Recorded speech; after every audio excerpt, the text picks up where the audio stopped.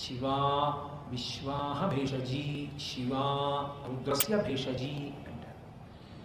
అమ్మవారు ఎందుకు అన్ని అవతారములను స్వీకరిస్తూ ఉంటుంది, అమ్మవారు ఎందుకు కుమార్తెగా జీవిస్తూ ఉంటుంది అన్నదానికి వెనకాతలు ఉండేటటువంటి రహస్యం. ఆమె పరమశివునకు ఒక పెద్ద భేషం, అంటే ఆమె ఒక ఓషధి వంటిది. స్త్రీలింగాన్ని ప్రయోగించారు. ఆమె శివుణ్ణి రుద్రుని చేస్తుంది, రుద్రుణ్ణి శివుణ్ణి చేస్తుంది. శివుడంటే ప్రశాంతంగా ఉన్న మంగళమూర్తి, రుద్రుడంటే చాలా కోపంగా ఉన్నవాడు అని కాసేపు మీరు ఊహ చేయండి. రుద్రుడు అన్న మాటకు అది ఒక్కటే అర్థం కాదు, ధర్మమును పొందించువాడు అన్న అర్థం కూడా రుద్రశబ్దానికి ఉంది. కానీ ప్రస్తుతానికి అలా ఊహ చేయండి, కోపముతో ఉన్నవాడు రుద్రుడు అంటే ప్రశాంతంగా ఉన్నటువంటి పరమశివుణ్ణి క్రోధమూర్తిగా మారుస్తుంది. ఆమె మళ్ళీ అంత కోపంగా ఉన్న రుద్రుణ్ణి శివుడి